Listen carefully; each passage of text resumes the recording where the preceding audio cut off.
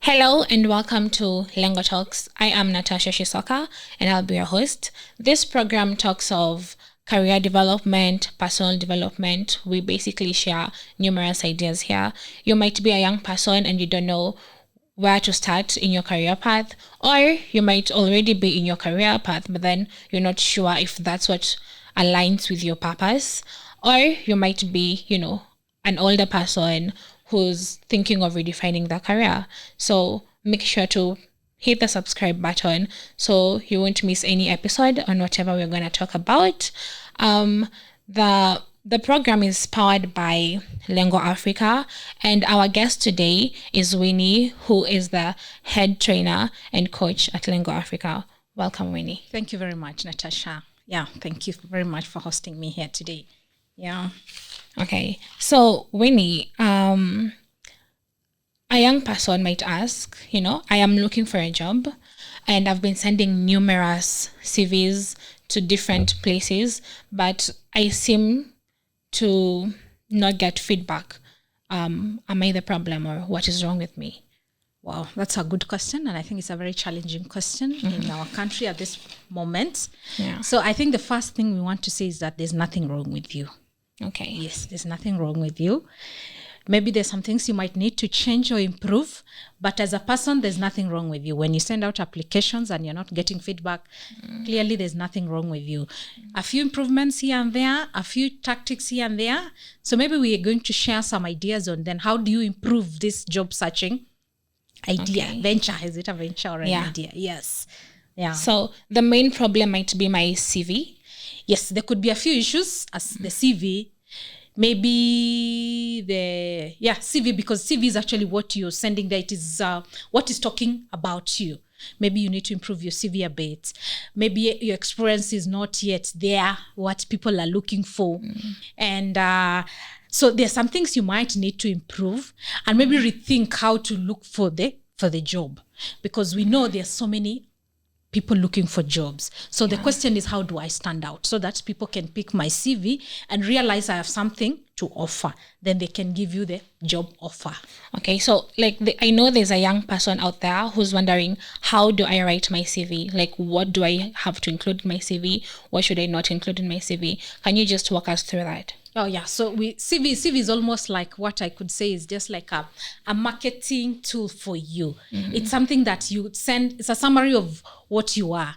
So maybe before we talk really about CVs, the question I want to ask this person. So I'm thinking this is a person who's just left university or college. They have their degree at hand, and now they are out there looking for the job. Yeah. So a few things might be an hindrance. Of course, your CV needs to stand out. Okay. Yeah. And your CV should just tell us what you are able to do. And I know many people now will go to the second question is, are you experienced enough for the job? Yeah. Okay. Even before you write the CV, because the CV is a package of what you are able to do. So the question is, are you ready to do the job? Because we know a degree itself or a college certificate itself might not be a guarantee that you're ready for the job. So there's something else that you need to do in between to be able to be job ready. Okay. I think it's important to also know, am I job ready really? Because if I'm looking for a job in engineering, for example, am I really ready to do the job? That's why there's, after the degree, there's something you need to prepare to be ready for that job. But I hear so many people say, you don't really need the experience, you just apply. It might be a disadvantage because remember, let's put ourselves in the shoe of the employer. Yeah. The employer is giving you a job because they want you to solve a problem. Yeah. Actually, that is what. So are you ready to help this employer solve a problem? And mostly this is an employer who has these customers. So are you ready to join the team to serve the customer? Are you really ready? So there might be something you need to prepare yourself. So apart from the degree, it's good you have the degree, congratulations. But now you need to be job ready. So prepare yourself. You need the experience. And then you need now, from the experience now, because now you have something to sell. A sellable, is it a sellable skill? Yes. Yeah. Something that can help to serve a customer, because every business serves a customer, whichever. So are you ready to join a team that is ready to serve customers. So there are some employers, initially they would take you in a long time ago and give you and train you. That was the time when when the government was employing. Why government used to do that is the government had the capacity then a long time ago to bring you in without really much knowledge. Then you work under somebody, you're trained, and then you are now ready for work. But remember, most of these other employers don't have the luxury of bringing you to a team, train you, because that means they are paying you and you're not ready yet. Yeah. Many people want ready. Experience. Yeah, ready. Are you ready to come to a team and start serving? So that is now the challenge. So you need, as a young person after your degree, make yourself ready to join a team. So that is when you need to acquire the experience. So, of course, like many jobs, they really require the experience. Like, let's say I just graduated, I don't have any experience, and the job description wants someone who's been in the workforce for like maybe 3 years at least. So like, how do I get the experience? Do I volunteer at some places, or how do I just get the experience? Yeah, for me, I would advise somebody to just think of experience as part of the training. Look at it like you've left school. Yes, you're in the path of a career journey. You have the knowledge, but you need somewhere to practice. So don't look like I need to leave school and get a job today. You can still say, I'm still training, so that you don't, because now that is when that question of what is wrong with me? Yeah. Why are people, it's like people are discriminating. No, look at that period of 2 years as a period for learning. You're still a student, but not in a formal school. You're a student now out here in life. You know what we usually say in school, when you go out there. So take that time, about a year or two, to learn. So volunteer, be an intern somewhere. And the other way is there are some other jobs you might not really need. And I think the beauty with the 21st century, some of the work you might not really need to get a formal volunteering place. Some of these things you can actually sit in your room. There's some jobs you can learn by yourself and practice with other people. Yes. Okay. Like, for example, if I am in media, I am thinking if I am in media and I'm looking for a job in media, I might not get a formal media house, but there could be a cousin of mine who's trying to do YouTube channeling. So it won't be, I think it will work better if I help this person who's also struggling with things I know. Yeah. I can help them, we learn together, and help them. By helping them, you are learning something. So I'm sure when you go out there to an interview and say, I used to help so-and-so, we started out a YouTube channel with them, and with time, we reached here. That is experience. Because people want to know, what have you practiced, what you're telling us you're able to do. Yeah. So you find like, maybe I want to volunteer somewhere just in order to gain the skills, but then I'll go to the company maybe for an internship or an attachment, and then instead of them using my skills that I learned in school, they send me to maybe get them coffee.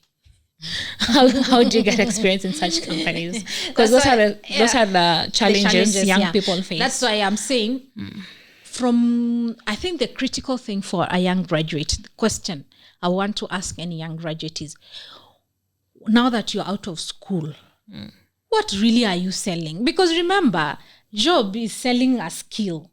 So the question I want you to ask yourself as a young person, okay, I have a degree in engineering, but the question is, what am I able to do? And you actually, some of these things you might not need a formal place to do. And that is why education should really come out from, people think when I get educated, I can only work in a formal environment. Actually, education should be useful even to you and your village. Because I am thinking, if I'm a law graduate and I have an auntie of mine who's been having a land case for the last 15 years, have you even gone to check for auntie? No. her court cases? Because you have the knowledge. Yeah. Are you even following up? Because that is now the experience. Am I helping my auntie with the knowledge I've gained in school to just follow up her land issue? Okay. So I want us to think away from, because many people just want to volunteer where they are paid. Yeah. I want you to look at education as service, so that you can get experience anywhere. Am I an electrical engineer, for example? Have I even helped my father to rewire his house? Because if I'm an electrical engineer and our house, we have loose hanging cables, something wrong with that education. So experience should not be something out there. It should be something here where I am, using the skills I have to serve the people I have. And I think that is now where the world is going. The world is going from education, from books and jobs formal, to helping society. So look at where you are. Now you have skills in social media, in print media. How do I help a guy here who's struggling with a YouTube channel? I think that's experience, if you ask me. Yeah. Yeah. So, do I need to know the right people in order to get employment, networking? Because particularly in Kenya, you only get jobs where people know one another. Like, you need to know someone inside, like an inside man, for you to get employed in a place. Okay. I think that is the truth, but it's not really a problem if you want to look at it the other way around.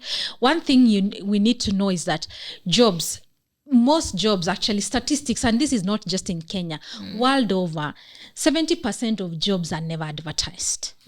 70%. This is not only in Kenya. Actually, the jobs you see in the newspaper, that is why most of the jobs you see in the newspaper need 10 years plus experience. These are high-skilled jobs. Most normal jobs, people don't advertise. They just ask. If I have a small company, I'll ask, who knows? So networking and telling people you're looking for a job, I think is the right thing to do. It's not, I don't want to call it knowing people.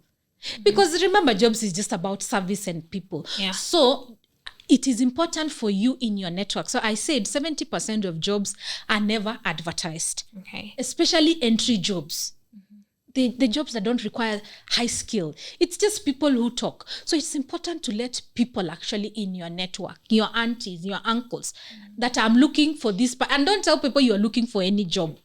There's no job called any job, as in really, what job are you? Do you want job in customer service? Do you feel you want to serve in customer service? Do you feel like you want to serve in a restaurant? Tell people I'm looking for a restaurant job. Then it's easier for them to know when they hear somebody saying, oh, I have a friend of mine who is opening a new restaurant. They can connect you. Okay. So it's important to actually let the people, that is how many jobs are gotten, through your networks. Okay. So you need to tell your auntie, your uncle, your friends, the people who are ahead of you in class, that I'm out here and I am looking for a job. Yes. And then the other thing now about job is also get mentors.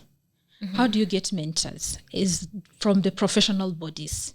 It's important as you leave school to register yourself as a graduate, something for a professional body. If you're in HR, join the IHRM. Why? Because there you will, through interacting with people, you'll meet the right people who are ahead of you in the industry you're interested in. If you're a young engineer, go to engineers board, register as a graduate engineer. If you're a journalist, there's a body. So join that body. Why? Because you will benefit from the experience of the people who are ahead of you. And with most of those professional bodies, actually, they are very willing to mentor young people. There are actually many people in this country and everywhere who are willing to help young people, but you have to be where they are. So if you shut yourself off in your home and just be on social media the whole day and you have not told people you're looking for a job, it's going to be very frustrating. So you need to come out, join the professional bodies. And I said, take the 2 years after university as part of your learning years. Why? You're not learning in school, but you're learning how to navigate the job life. Okay. What you do actually in the 2 years after college will determine how fast you run in your career. And actually they say the average of how long it takes for somebody to get a job in this country is around 2 to 3 years. So what you do within 2 to 3 years determines a lot about how you will accelerate in your career journey. Okay. Yeah. So they say that CV doesn't really get you a job, but it will get you the interview, right? Yes. So what am I supposed to do? What am I expected to do when I land the interview?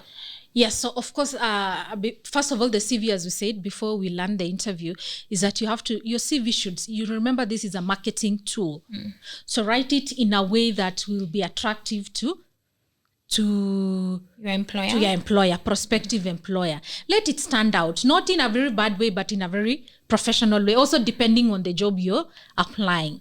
Yeah, so take time to really read. Sometimes you might need even a coach, or there are people who are professional CV writers. You can engage their service. They write for you a very good CV, a CV that stands out, because it's your marketing opportunity, or the only thing that will speak on your behalf before you land in the interview. Yeah. LENGO Africa does CV revamps. So if you need to get your CV written or redone, Yes, you can check out LENGO Africa. yes, please. Yeah. So that is part of what we do at LENGO Africa. Yeah. Because we have to stand out. Yeah. Thank you, Winnie, for being with us today. And I hope you're at home, you enjoy the video, and I hope you have subscribed, and make sure you share the video, and also follow us on all our social media platforms. We go by LENGO Africa. Thank you.